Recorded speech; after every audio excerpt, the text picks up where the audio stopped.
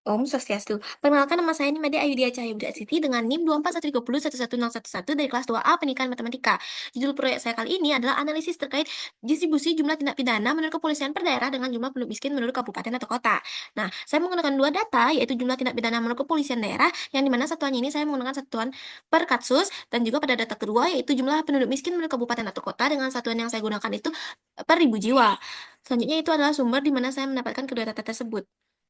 Pertanyaan terkait, kedua data yang saya sebutkan tadi, saya menggunakan 6 pertanyaan. Yang pertama, apakah terjadi penurunan atau peningkatan yang signifikan terkait tindak pidana di Indonesia selama periode 2019 sampai 2021? Yang kedua, wilayah mana yang mengalami penurunan kemiskinan tetapi tetap memiliki tingkat kriminalitas yang tinggi? Ketiga, jika dilihat dari data yang diperoleh, apakah data tersebut dapat memberikan gambaran akan bagaimana tingkatan tindak pidana dan kemiskinan di Indonesia? Apakah akan mengalami penaikan, penurunan, atau justru memiliki nilai yang stabil di masa depan? Selanjutnya yaitu keempat, apakah terdapat olahan data yang menunjukkan bahwa data tindak pidana dan kemiskinan tersebar secara merata atau hanya terkonsentrasi pada beberapa wilayah tertentu? Yang kelima, jika dari data menunjukkan bahwa data jumlah kemiskinan dan tindak pidana tersebar secara tidak merata, daerah mana yang perlu mendapatkan program prioritas pemberantasan jumlah kemiskinan dan tindak pidana dalam rentang tahun 2019 sampai dengan 2021? Yang keenam, provinsi mana saja yang termasuk ke dalam 25% wilayah dengan tingkat kemiskinan terendah berdasarkan distribusi data yang diperoleh? Selanjutnya yaitu pengolahan data. Pada tabel pertama yaitu jumlah tindak pidana menurut kepolisian daerah. Nah, jika kita lihat secara nasional, jumlah tindak pidana di Indonesia itu justru mengalami penurunan, yang dimana pada tahun 2019 itu tercatat sebanyak 269.324 kasus, sedangkan pada tahun 2021 tercatat sebanyak 239,481 kasus. Lalu pada kategori kemiskinan secara nasional, jika kita lihat jumlah penduduk miskin di Indonesia justru mengalami kenaikan, yang dimana pada tahun 2019 tercatat sebanyak 25.144 ribu jiwa, sedangkan pada tahun 2021 ternyata sebanyak 27.542 ribu jiwa. Nah, saya mengolah data saya menggunakan dua kategori, yaitu pengolahan data per tahun dan juga pengolahan data per daerah. Pada pengolahan data per tahun, saya menggunakan pemusatan data karena dengan pemusatan data dapat membantu saya memberikan gambaran tentang jumlah tindak pidana dan jumlah kemiskinan di berbagai wilayah, serta untuk melihat nilai tengah apakah ada ketimpangan dalam distribusi data yang saya peroleh nanti. Nah, jika kita lihat pada tabel, pada kategori jumlah tindak pidana, rata-rata tindak pidana selama 3 tahun itu justru mengalami penurunan, sedangkan pada kategori kemiskinan, rata-rata jumlah penduduk miskin itu justru mengalami kenaikan. Nah, selanjutnya itu pengolahan data per daerah.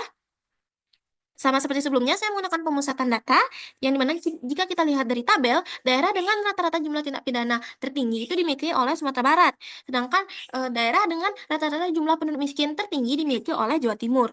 Nah, selanjutnya saya juga mengolah data saya menggunakan penyebaran data, karena dengan penyebaran data dapat membantu saya untuk memahami bagaimana sebaran tindak pidana dan juga kejahatan tingkatannya bagaimana di berbagai wilayah di Indonesia. Selain itu, dengan memahami pola distribusi pada tingkat kategori kemiskinan, membantu saya melihat daerah mana yang memiliki tingkat kemiskinan tertinggi dan juga terendahnya, serta bagaimana tren perubahannya dari waktu ke waktu.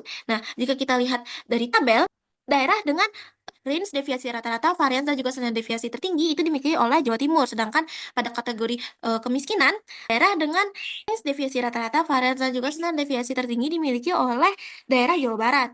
Nah, selanjutnya saya juga mengolah data saya menggunakan teorema Sebacev. Kenapa saya mengolah data saya menggunakan teorema Sebacev? Karena dengan teorema Sebacev membantu saya untuk mengetahui bagaimana ketidaksetaraan, ketimpangan, dan juga penyebaran pada data tindak pidana dan kemiskinan dalam data yang sekurang-kurangnya saya dapatkan itu 3/4 bagian data, atau 75% jumlah tindak pidana dan juga jumlah kemiskinan di Indonesia selama 3 tahun dengan K sama dengan 2. Begitupun sebaliknya, jika saya menggunakan K sama dengan 3, saya mendapatkan 8/9 bagian data atau sekitar 89% jumlah tindak pidana dan juga jumlah kemiskinan di Indonesia selama 3 tahun.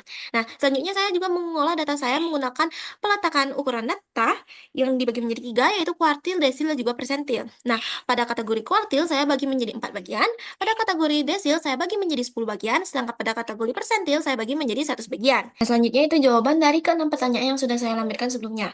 Untuk jawaban nomor 1, berdasarkan dengan jumlah tindak pidana di Indonesia selama 3 periode, terjadi tren atau pola penurunan dalam jumlah kasus yang dilaporkan. Pada tahun 2019, tindak pidana itu tercatat sebanyak 269,324 kasus, kemudian turun menjadi sebanyak 247,218 kasus pada tahun 2020. Selanjutnya pada tahun 2021, jumlah tindak pidana turun lagi menjadi 239,481 kasus. Dengan ini tercatat bahwa secara keseluruhan selama periode 2019 sampai 2021, jumlah tindak pidana mengalami penurunan yang signifikan dengan tingkat penurunan tertinggi yaitu pada tahun 2020.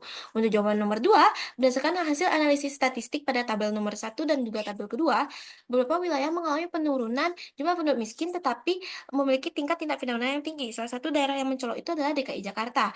Nah, meskipun penduduk miskin di DKI Jakarta itu memiliki sedikit kenaikan dari yang awalnya 365,55 ribu jiwa pada tahun 2019 menjadi 501,92 ribu jiwa pada tahun 2021, jumlah tindak pidana tetap memiliki nilai yang tinggi dengan yang tercatat itu sebanyak 31,933 kasus pada tahun 2019, lalu pada tahun 2021 tercatat sebanyak 29,103 kasus. Hal ini menunjukkan bahwa meskipun kemiskinan tidak meningkat secara signifikan, faktor lain kemungkinan besar dapat mempengaruhi tingkat kriminalitas.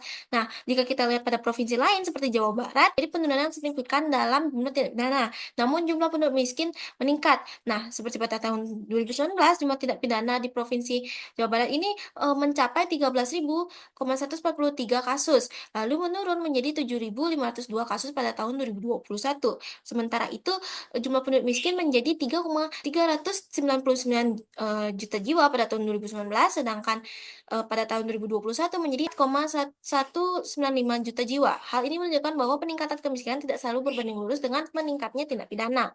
Nah, untuk pertanyaan nomor 3, jawabannya itu berdasarkan dengan data yang diperoleh dalam rentang periode 2019 sampai 2020, dapat dilihat bahwa terjadi fluktuasi atau perubahan nilai dalam tingkat tindak pidana dan kemiskinan di berbagai macam daerah di Indonesia. Seperti pada di DKI Jakarta, dengan rentang tindak pidana berkisar antar 26.585 hingga 31.934 kasus, dengan standar deviasi yaitu sebesar 2.676 yang menunjukkan variasi yang cukup besar, sedangkan pada kategori kemiskinan rentangnya itu, berkisar antar 365,55 ribu hingga 501,92 ribu jiwa, dengan standar deviasi yaitu 73,41. Nah, pada Provinsi Jawa Barat dengan rentang jumlah tindak pidana itu berkisar antar 7.502 hingga 13.145 kasus, dengan standar deviasi yaitu sebesar 2.872 yang mengidentifikasi variasi yang tinggi. Sedangkan pada kategori kemiskinan itu, jumlah penduduk miskin berkisar antar 3.399 ribu hingga 4.195 ribu jiwa, dengan standar deviasi itu 404,37. Pada kedua daerah tersebut menandakan adanya penurunan kemiskinan yang signifikan, namun lain halnya dengan tindak pidananya sehingga menunjukkan perbedaan besar di berbagai wilayah lainnya. Nah, jika pola ini terus berulang atau berkelanjutan, maka terdapat kemungkinan bahwa tingkat tindak pidana masih akan terus mengalami fluktuasi di masa depan.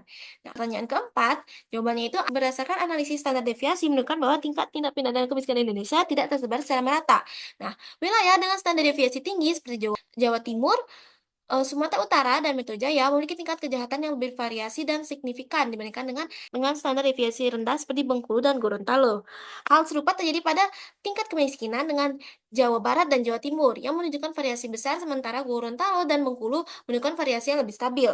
Nah, pernyataan ini dikuatkan oleh hasil teorema CBSF dengan batas atas kasus kejahatan dan kemiskinan yang lebih tinggi di beberapa provinsi seperti DKI Jakarta, Sumatera Utara, dan Jawa Timur. Hal ini menegaskan bahwa tindak pidana dan kemiskinan lebih berkonsentrasi di wilayah tertentu, bukan merata di seluruh Indonesia. Nah, untuk pertanyaan kelima, berdasarkan data yang diperoleh menunjukkan bahwa tingkat tindak pidana dan kemiskinan di Indonesia itu terdapat ketimpangan atau tidak secara merata, maka daerah-daerah yang memerlukan program prioritas pemberantasan jumlah kemiskinan dan tindak pidana dalam rentang 2019 sampai 2021 adalah Jawa Timur, selain itu juga ada Sumatera Utara, dan juga Jawa Tengah. Nah, untuk pertanyaan yang keenam, dari hasil analisis data kuartil, provinsi dengan yang memiliki tingkat kemiskinan pada kuartil pertama atau 25% terendah adalah Kepulauan Bangka Belitung dengan 68,38 ribu jiwa, ada Kepulauan Riau dengan 128,46 ribu jiwa, ada Bali dengan 163,85 ribu jiwa, ada Kalimantan dengan 132,94 ribu jiwa, ada Kalimantan Selatan dengan 187,87 ribu jiwa, Kalimantan Utara 48,78 ribu jiwa, ada Gorontalo dengan 185,02 ribu jiwa, Sulawesi Barat dengan 151,4 ribu jiwa, dan Maluku Utara dengan 84,6 ribu jiwa. Nah, provinsi-provinsi ini memiliki jumlah penduduk miskin yang relatif lebih rendah dibandingkan provinsi di Indonesia yang lain. Selanjutnya yaitu grafik. Saya mengubah olahan data saya tadi menjadi 2 macam grafik, yaitu grafik scatter dan juga grafik batang. Mengapa saya menggunakan, grafik scatter? Karena dengan memvisualisasikan data saya ke grafik scatter, dapat membantu saya mengidentifikasi bagaimana tren, pola, dan juga distribusi jumlah tindak pidana menurut kepolisian per daerah dengan jumlah penduduk miskin menurut kabupaten dan kota yang mungkin tidak dapat saya lihat langsung dari data mentahnya. Selain itu, dengan menggunakan data batang, eee, kit saya dapat melihat dengan cepat daerah mana memiliki jumlah tindak pidana dan penduduk miskin tertinggi dan juga terendah. Selain itu memudahkan saya dalam membandingkan jumlah tindak pidana dan jumlah penduduk miskin di berbagai daerah, karena setiap batang yang dimiliki oleh grafik batang itu mewakili satu wilayah sehingga perbedaan jumlah tindak pidananya itu dapat terlihat dengan jelas. Selain itu saya juga mengubah olahan data rata-rata saya menjadi grafik batang karena seperti yang saya sebutkan sebelumnya, agar mempermudah saya untuk melihat bagaimana rentang tinggi dan rendahnya rata-rata di provinsi di Indonesia. Nah, itu dia presentasi yang saya lakukan. Maaf sebelumnya jika ada terjadi kesalahan kata atau penyebutan yang tidak saya sadari. Saya tutup presentasi kali ini dengan para Santi. Om Santi Santi Santi Om.